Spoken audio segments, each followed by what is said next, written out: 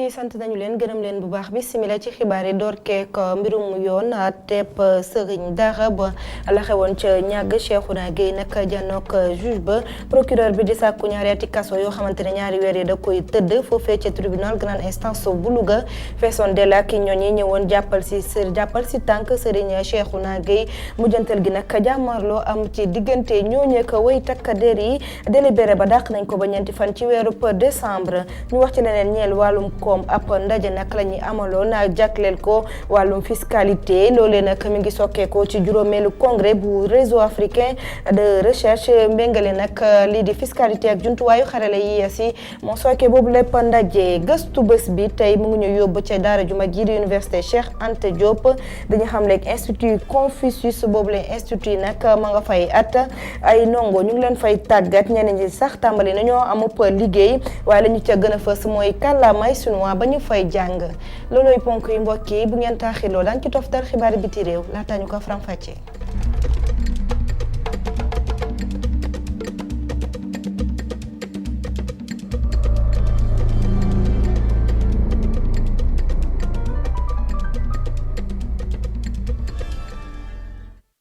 asalaamaaleykum mbokki xibaar yi dañu koy door rek wàllum yoon ak la xewoon ca ñàgg ñeenti taalibe yi nga xamante ne dañu doon jéngoon doon leen teggi métital tey jii nag sëriñu daare ba ko amaloon doon janook juge ba ci tribunal grande instance bu Louga procureur bi nag di sàkk ñu tëj ko ñaari ati kaso yoo xamante ne ñaari weer yi da koy daal di tëdd ay ñoñam ñëwoon doon ko jàppal tànk mujjantal gi nag jàppanteeg takk der yi ñu mujjee dàq mbir yi ba ñeenti fan ci weeru décembre moom wax Alice Niang.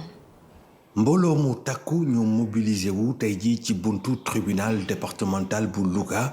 ci procès Serigne Daara bi di Khadim Gueye ñu woo ko nag ci kanamu àttekat bi ci mbirum taalibe yu ñu doon métital. Serigne Daara boo xam dimbali woo ko joxoo ko dara yoreloo ko dara mu nekk ci àll ba di jàngal alxuraan ngir yàlla te yàlla tax di béy di dunde kooku ngir jëmmi alxuraanu gam da nga ko war a bàyyi mu jàngale alxuraan ngir yàlla te yàlla tax. ñoo moom ba luñ ci ba ñoo ñu ko sunu mbakkan bii lañ ci àpp ku daa dem génn ko bàyyi ko mu delluwaat ci ay dongaam ak ñu boole ñu ñëpp tëj mbaa ñu boole ñu tey duñ ci am jëg. Serigne Khadim Gueye moomee nangu na lépp li nga xamante ni moom lañ koy tuumaal rax ci dolli xam ne ni loolee mbir mu ñu yàgg di def la ca diwaan ba nga xamante ni fa la ñu fekk baax. ñun jàpp nañ ne Khadim nangu na ne la mu def moom gënalu ko waaye da ko def ndax loolu da ko fi fekk te yàgg nañ ko def defuñu ko ngir toroxal ay taalibe defuñu ko pour duma ay taalibe dañ ko def ngir aar xale yi ndax xale yi ñoo xamante ne dañ doon daw. waaye kaddu yi nga xamante ni ay avocat mi yëkkati nañ ko taxul ba procureur de la république ñaan moom sëñ Khadim Gueye ak ñeenti nit yi mu àndal nañu leen daan ñaari atu kaso ak ñaari weer yu nga xamante ni moom sëriñ Khadim Gueye daf koy tëdd. gannaaw loolee nag ci la tribunal daal di dàq délibéré mbir mi ba ci ñeenti fan ci weeru décembre waaye nag xibaar boobee ba mu fisey mbooloo mu takku mu nekkoon ci biti dafa daal di rek dugg ci biir fi nga xamante ne moo di tribunal tojatee verre yooyu nekkoon ca bunt ba am ñu ci am ay gaañu gaañu jëmm ji di Serigne Dan Mbacke moo ñëw fexe ba waxtaan ak ndongo yi ba ñu ànd ak dal laata nag ñuy àgg ci ñeenti fan ci weeru décembre bi ñu jëm. gannaaw Louga ñu wutali ca Fatick fàttaliko la fa amoon ñaar fukki fan ak ñett jàpp ñaar fukki fan ak ñeent de benn soxna bu ñu fekk moo faatu borom këram nag ne soxna si dafa xaru gannaaw par l'enquête ci la ko waa police jàppee ñetti at nag ci ren ñu mujjee ko bàyyi ndax li ñu dippee non-lieu soxna wala sax mag ci soxna si ñu koy wooyee Cabañang moom nag mi ngi sàkk ñu ubbi waat par l'enquête ci mbir mi ndax li mu gis mooy dara leeru ci. objectif conférence de presse bi mooy faire inviter les médias. lu waral ñu woote ndaje bi tey mooy xamal Sénégalais yi te itam ñaax ñi yor wàllum yoon ñu xoolaat bu baax lan moo rey sama mag xeex bi may amal nag jëmalewu ma ko ci góor ñi dong waaye pour sàmm ak yelleefu nit yi la ak yoon ndaxte wóolu naa sama justice su dëkk. n'est pas de doute que une fois que. du may ñaan rek moo ñu ubbi waat dossier bi ndax ñu xam fuñ féete. juste et équitable ku nekk mën a xam fan nga féete. ñu wax ci leneen ñeel wàllum koom nañu ko junjee nag ci ndorteelu xibaar yi ab la ñu amal loo xamante ni dañ ciy waxtaanee wàllum fiscalité waaye it naka lañ koy méngaleek jumtuwaayu xarala yu yees yi ñu ko doon amal nag ñooy juróomeelu congrès bu réseau africain de recherche en fiscalité ci noonu nag wax nañ ci jéego yi nga xamante ne moom lañ ci def waaye it jafe-jafe yi ñu ciy janool Abdourahmane Ly. gannaaw ab jàngat niki àdduna nu muy doxee rawatina lu jëm ci xarala yu yees yi. fanweer ak ñeenti dëkk yi bokk ci bileb réseau africain buy saytu lu jëm ci wàllum fiscalité mi ngi xar tànku tubéyam ngir xarale yu yees yooyu mën a doon mbir bi nga xamante ni day gën a ñoŋal seenub liggéey. xarale yi ni mu duggee ci koom-koom bi ba nga xam ne léegi niñ daan liggéey xaalis ak di ko gérer entreprise dafa soppeeku ndax numérisation bi donc mu am nag jafe-jafe yu mag yoo xam ne numérisation boobu. daf koy indil administration fiscale. ñu nit nan la ñuy fagaroo ngir mën a wut ay pexe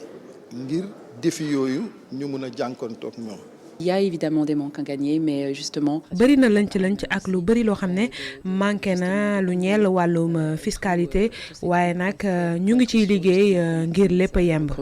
des recettes. ngir mën a profité bu baax ci loolee ñuy wax numérisation foo rekk ñu mën a relever yenn ci ay défis. Il y a un potentiel énorme. wàllum fiscalité bëri na ay xéewal yu bëri rawatina ak jamono ji nga xam ne ñu ngi wax mbirum digitalisation fi mu toll nii administration yëpp ñoo war a digitaliser seen ab service loolu rek moo ñu mën a jëmale ci kanam buñ ko deful rek ak ère bi ñu jëm mooy ñeenteelu pàccu révolution industrielle boo moytuwul dañu nar a des ci ginnaaw. On risque à nouveau d'être à la traîne. défi la indi nag bu mag a mag. ñu nit ñu ngi seet nu ñuy xalaate nu ñuy réfléchir pour am benn gis-gis boo xam ne réewu Afrique yëpp ñoo ci mànkoo ngir mën a jànkoontoog jafe-jafe yooyu. thème bu ñu tànn ren muy mel ni wëyandi ci bu ñu tànnoon ci ñeenteelu congrès bi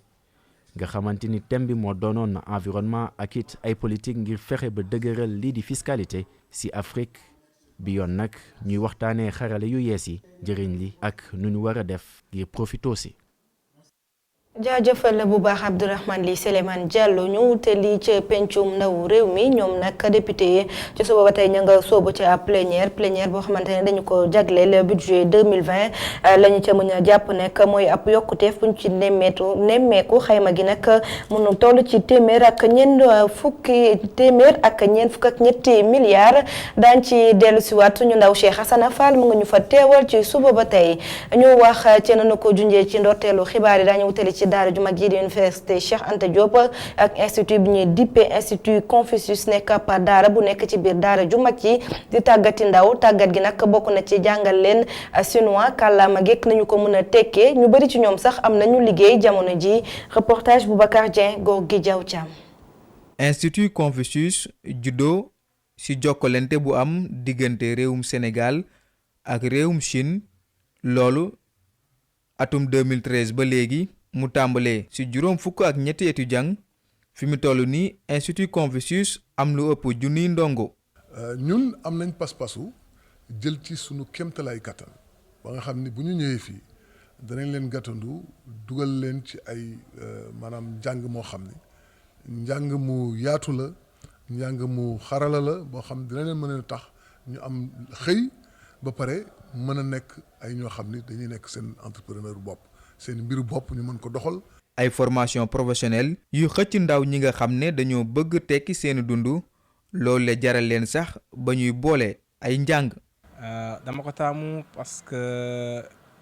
jàngale bi dafa am qualité ñu ngi ñuy jàngal bu baax parce que aussi dafa ma leer ni bu ma fi ñëwee su may jot sama diplôme di liggéey. benn sama mbëggeel ci langue yi tax na ma ñëw tamit découvrir mais beneen bi tamit mooy bëgg am liggéey bu baax. bëgg a boole ñaar yi comme maa ngi jàng anglais bi moo ko boole ak chinois bi yaakaar naa ni mooy gën ci man. Elimane Bakhoum ak Fatou Sy ñoom ñaar ñëpp di ay ndongo ci institut Confucius mbégte la ñu àndal ci biñ ñuy xamal ni fi mu toll nii pareeguñu seen njàng waaye am nañu liggéey. waaw am naa ci liggéey moom alhamdulilah am naa ci liggéey bu baax interprète maanaam kuy traduire daal waaw. waaw yaakaar bi dafa xay wax di ree parce que maa ngi liggéey déjà ak ñoom. ak chinois yi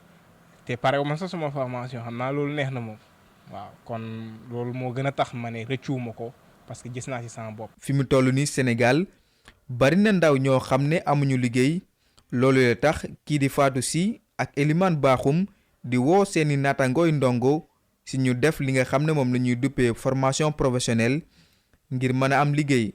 si réew mi.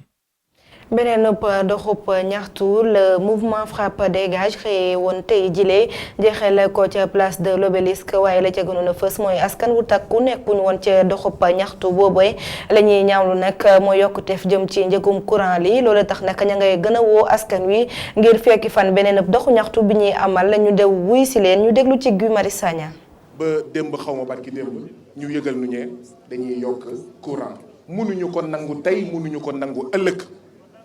jaam bu sonnaan jóg xeex ak buur dama ne jamono njaam bu jaam sonnaan day jóg xeex ak buur ñun nag duñu ay jaam loolu la ñuy jànkonteel tey itam ci wàllu mbiru courant bi moo tax ñun mënuñu nangu yokkute bi réew moo xam ne démb ñu naan coowal 94 milliards barki démb ñu ne coowal 29 milliards tey ñu ne coowal 6 000 milliards suba ñu wax coowal 5 milliards réew moomu li muy tekki mooy am ma nga fa yàlla may na ko xaalis am na. ñu wax ci wàllum pecc ak ñaareelu congrès bu société sénégalaise bu gastro-entérologie ak hépatologie war a amal jagleel ko yi ci mel ne feebaru buli biir mbaq foie naka lay dalee askan wi waaye it naka la ñuy fexe ba saafara yooyu le feebar ren jile nag seen ñaareelu congrès boobee liñ ci gën a fësal mooy cancer yi làmbook xeeti feebar yi ma jot a lim léegi ñu déglu ci professeur Papa Saliou Mbaye. daje boobu ren ñu ngi koy axé surtout ci cancer yi nga xam ni ñooy laal li ñuy wax boli gi œsophage di laal biir mbàq gi di laal comment dirais-je encore butit yi yooyu daal moo ci ëpp ak cancer foie parce que boo gisee feebaru cancer yooyu dafa bari léegi xëy na li ko waral mooy dañoo soppi ni ñuy dunde xëy na lekk gi xëy na tux yi xëy na naan alcool yi xëy na aussi am na ay microbes yoo xam ne ñuy wax ay virus ak ay bactéries ñooy indi feebar yooyu donc cancer yooyu comme bari na fi fajkat yi nga xam ñooy faj feebar yooyu il faut ñu xam cancer yooyu ni ñu leen di faje nañ leen di diagnostiquer nañ leen di nemmeekoo nan la leen di faje te foo leen fajee ba pare nan nga leen di toppe ba nga xam ni saa yu ñëwaatee rek nga mën ko faj nit ki wér donc loolu moo waral suñu daje bi ñuy def nga xam ni cancer yi nga xam ni mooy dal ki yooyu cër yooyu ma leen wax jóge ci gémmiñ ba jàpp ci fi ñuy demee ginnaaw kër ak li jàpp res ak li ñuy wax kërandoo donc cancer yooyu lañ ci wax ci bi yoon nga xam ni médecins yi fi teew yëpp fajkat yi fi teew yëpp nee na wax li nga xam ni fi xam-xam toll ci mbirum faj ci mbirum diagnostic ci mbirum suivi. tàggat yaram tournoi presse foot édition 2019 ñu ngi koy waajal ci waajtaay yooyu nag amaloon nañu ab panel ca panel ba ñu àddu jëmale ci thème bi tàggat yaram ak këru taskatu xibaar yi démb ak tey trophée bi nag ki ko nar a gagné trophée boobu ñu ngi koy dippee Serigne Ali Cissé nekkoon président UPF ak ANSP ñu daal ci déglu Sambou Biagui àdduna ci micro Alioune Guèye. chaque veille tournoi presse foot dañuy wootee li nga xamante ne moom mooy waxtaan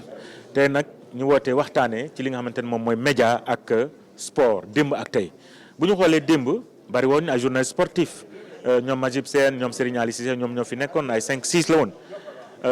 kenn mooy dem peut-être compétition internationale wala ñaar mais tey boo xoolee ay groupe ñooy dem ay 70 personnes journalistes ñoom ñooy dem ci Coupe d'Afrique des Nations donc loolu buy am faw ñu waxtaanee li nga xamante ne moom moo amoon démb ak li am tey. xam nga tournoi bi dafay màgg. bu njëkk ba boo leen xoolee ay 8 la woon dem na sax ba ay 5 ba ay 7 daaw ñu def ko à 13 12 donc ren nag tournoi bi dafay màgg buy màgg dafa am toujours nit ñi dañuy bëgg ñëw ren nag mu am lu toll ci ñaar fukk ak juróom yoo xamante ne dañu inscrire ne dañuy bokk waaye ñun mënuñu organiser pour 25 organes en tout cas fu ñu toll nii comité d'organisation amul moyen boobu financièrement. Techniquement amuñu moyen boobu mais également sur le plan infrastructure amuñu moyen boobu loolu moo tax ñu limité ko à 16. seen ba tey ci wàllum tàggat yaram ak beneen ndaje bu ñu doon amal wax ci solos kaddu ci terrain ba waaye it solos kaddu ci entreprise ndaje boobee nag ay chef d'entreprise yu bëri nekkoon ca bokk kooki ñi nga xamante dañuy yëngatu bu baax ci wàllum tàggat yaram ku ci nekk nag joxe sa xalaat ci mbir mi waaye it naka lañ ko war a gën a ñoŋalee Mamadou bi pass yi soxo xool naka la ay kàddu amee solo ci tàggat yaram ak mbirum entreprise looloo war a doon waxtaan ji amoon démb ñi yëngu ci tàggat yaram ak ñi yore entreprise ñu bëri teewoon nañ ci biir waxtaan. Pour Montpellier Business School qui est l'école qui avait organisé. man jàpp naa ni Montpellier Business School conférence bi ñu organisé woon lu baax la ndax nag école day tàggat ay nit yoo xamante ni dañuy génn nekk ay royukaay. de ce qu'on va demander à des joueurs. Alors évidemment c'est beaucoup plus exacerbé. ci tàggat yaram nag doole gi ay kàddu am ñu koy gis saa su match dooree waaye balaa boobu waxtaan bi nag ci biir vestiaire yi lay dooree. D'abord il y a Souleymane Baye qui. lu si njëkk mooy gis nañu kii di Souleymane Baye moom mi nga xamante ni nekkoon boxeur waaye tamit nekk coach boxe moom mu am xarañte lool ñu ràññee ko bu baax te moom aussi liggéey bi muy def xam nañ ko. waaye tamit gis nañu kii di Pape Diouf moom mi nga xamante ni ay at nekk na président club nekk ay agent joueur xam li ñuy wax ci vestiaire yeeg yëpp bu mu jëlee kàddu àdduna ci ñoom daal jàpp naa ni ay nit yu xarañ lañ. La cohérence qu'il y avait à rapprocher ça de l'entreprise. Je pense que c'est un intitulé très vague qui ne. si sama xalaat loolu wax bu yaatu la te du réponse bu leer xam nga wax dafa yaatu. mën nga wax ci mbooloo ci kanam ay taskat xibaar entraîneur bi tamit mën na wax ci vestiaire mën nga wax tamit ngir rek mën a teg ay pression. La prise de parole peut être une manière je dirais de mettre la pression sur son équipe. ci ñaari secteurs yi nga xam ne concurrence bëri na ci lool lu ñuy wute na tamit waaye solos gi kàddu am benn la même su fekkee ni ci sport rawatina football li xew ci biir terrain dina wute lool. ak say mbëbët. ñu desandi ba tey ak Philippe Doucet ak Pape Diouf àddu nañ jëmale ci lii di Ballon d'Or 2019 boobee wax ci nag ñu ne faw rek nga daal di xam lan mooy Ballon d'Or lan mooy njëriñam waaye it naka la ñu war a amalee tànneef gi waaye dàqu ñu ne Sadio Mané am na chance ngir daal di jël boobule Ballon d'Or ñu déglu seeni kàddu. Écoutez, un vote reste toujours très subjectif puisque. vote dafa nekk lu jafe parce que mënoo xam bëgg-bëgg ñi nga xamante ne ñooy voté pour man il faut que nga xam déjà lan mooy Ballon d'Or ak kan lañ ko war a jox ndax meilleur joueur lañ ko war a jox wala joueur boo xamante ne moo gën a amal njëriñ équipe am su dee meilleur joueur la bu boobaa buñ ko joxe joueur bu mel ni Messi mën nañ ko comprendre waaye bu dee deuxième option bi la je pense que Sadio Mané mérite Ballon d'Or bi. Parce que la définition n'a jamais été réellement faite. Je pense que Sadio Mané a évidemment, on l'a dit. Ballon d'Or bi moom wax nañ ko bu yàgg man gis naa ni kii di Sadio Mané am na chance loolu ngir jël ko ndax bi mu gagné woon Ligue des Champions bi laa waxoon ni Sadio Mané dina bokk ci ñi mu mën a jël Ballon d'Or bi. kon nag buñ ko joxul dina nekk lu ma bett trop en tout cas ñett ñi war a nekk ci podium bi man gis naa ni moom la Messi. ak Van Dijk et Messi.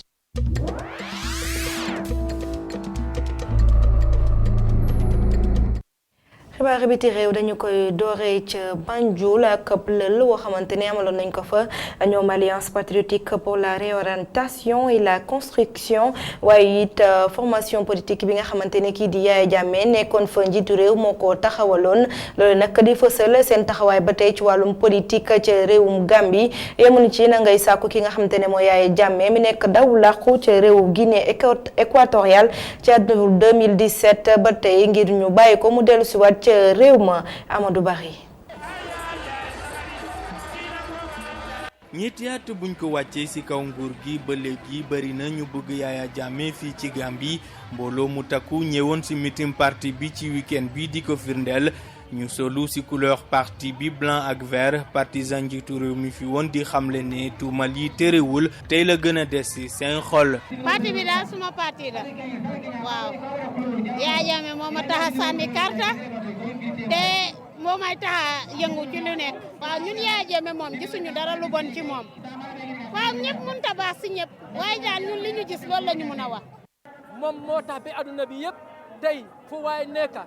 ci aduna bi nga xam fan la Gambia nekka nga xam fan la Gambia féetoo kon koo xam ne jëf na loolu ci réew mi fii yow mënuloo wàccee kooku dara jaam. John Camara tollu ci lu ëpp juróom benn fukki at di xalaat saa su ne ñibbisi Jammeh mu nam nguuram lool dafa bëgg mu ñibbisi ci saa si. ñun dañ ko Yaya Jammeh ñibbisi ci dëkk bi c'est Gambian war naa ñibbisi pour liggéey dëkk bi su ma moon doole léegi after here ñëpp lay ban may lii bi front ñëpp ay dem ba Banjul Makati Square ñu toog ci State House te duñu fa jógee ba Yaya Jammeh ñëw. donte gàllankoor yu am pour ñibbiseem mobilisateur national parti bi di wax ne jot na seen njiit dellu si. dafa am ay tëral yu ñu def loolu ci loolu la sukkandiku gis bañ ne doomi Gambia bu torox ko bu dee loolu tax mu dem soo ko demam boobu noonu léegi kan moo ko ànd ko war loo ñëw amul benn luwaay Gambia moo mun a tere doomi Gambia pour mu dem mu ne ko doo del si waat sa réew amul lu amul. parti bi nekkoon ci nguur gi daal di mobiliser mbooloo mu takku ci week-end bi sol leen t-shirt ak casquette ñu bind ci di Homecoming of Jammeh maanaam ñibbi ci Yaya Jammeh waaye direction parti bi di weddi stratégie ngir xëcc nit ñi ci seen discours yi nag njiitu parti bi xamle ne seen bëgg-bëgg soppeekuwul jëlaatu nguur gi ci jongante yi di ñëw mooy seen yitte.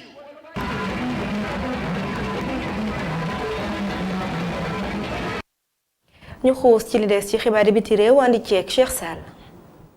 jàpp ne deuxième tour présidentiel dina am foofu ci diwaanu Guinée Bissau ginnaaw résultat yi nga xam ne commission électorale bi fësal na ko ginnaaw élection yi ñu fa amal dimanche ñaar fukki fan ak ñeent ci weeru novembre. candidat bu PAIGC mi nga xam ne moo jiitu di Domingos Simões Pereira moom dina janoog ki nga xam ne moo topp ci ginnaawam di Imaro Sissoko Embalo DSP comme niñ koy woowee Domingos Simões Pereira am na ci xob yi lu toll ci téeméer boo jël ñeent fukk yu toftal ka topp ci ginnaawam ñoom ñaar ñu war a dem ci deuxième tour di Embalo téeméer boo jël am na lu toll ci ñaar fukk ak juróom-ñaar ci ay xob moom Embalo moomu nekk candidat wu Madem bokkoon na ci parti bi nga xam ne moom lay janoog ki nga xamante ni bi jamono ji moo ko jiitu ci ñaareelu tour bi.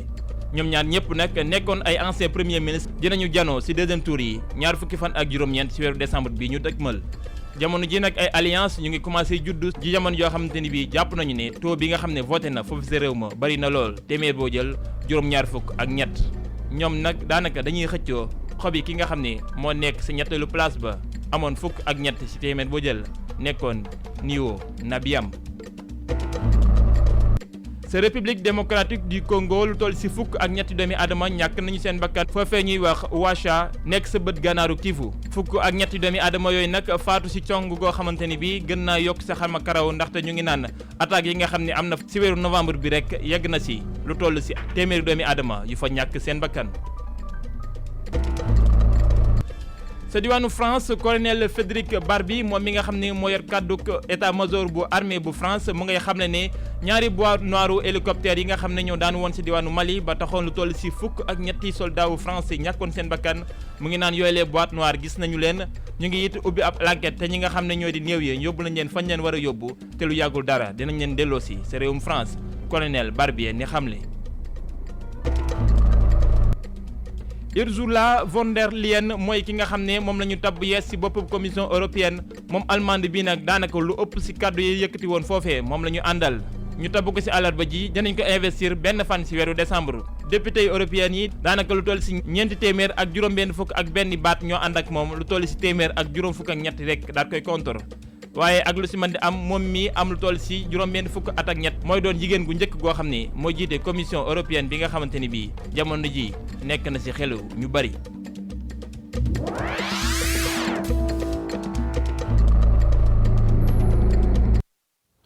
mi ngi ak mbokki xibaaru marax yi fii lay dal di yam 19h45 Assane Gueye ñëw andi leen xibaar yi ci kàllaamay nasaraan jërë ngeen jëf.